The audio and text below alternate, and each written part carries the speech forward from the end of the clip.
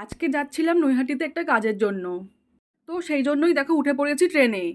নৈহাটিতে আসবো আর বড় মাকে না দেখেই চলে যাবো তা কি হয়? সেই জন্যই ভাবলাম একবার দেখেই আসি পুজোর জন্য কতটা কি রেডি হয়েছে। বলতে বলতেই দেখো চলে এসেছে আর এখানে প্রত্যেকটা গলি কি সুন্দর লাইট দিয়ে সাজিয়েছে। আর ঢোকার মুখে দেখো কি সুন্দর গেটটা সাজিয়েছে।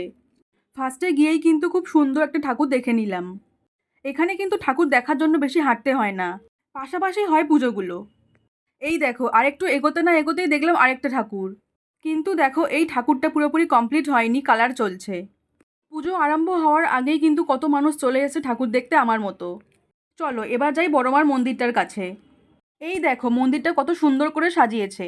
আমি যখন গেছিলাম তখন কিন্তু মন্দিরের গেট বন্ধ ছিল। এই দেখো এখনই কত মানুষের ভিড় এই রাস্তায়। কালী পুজোর দিন তো আরও অনেক ভিড় থাকে। পাশেই দেখলাম বড়মার মূর্তিটা বানানোর কাজ চলছে। তারপর সামনেই ছিল গঙ্গার ঘাট, ওখানে একটু চলে গেছিলাম। বিকেলবেলা এরকম গঙ্গার ঘাটে হাওয়া খেতে খেতে এক কাপ গরম চা হলে ব্যাস আর কিছু লাগে না। তো যাই হোক গঙ্গাটা একটু ভালো করে চারিপাশটা ঘুরে দেখে নিচ্ছিলাম। তারপর পেয়ে গেছিলো একটু খিদে। তারপর চলে গিয়েছিলাম স্টেশনের সামনে। এখানে যতবারই আসি ততবার জানো তো এই দোকান থেকে কিছু না কিছু ট্রাই করি। এই দেখো সেই দোকানটা। এখান থেকে খেয়ে নিয়েছিলাম চিকেন পপকর্ন। আজকের মতো এটুকুই, টাটা।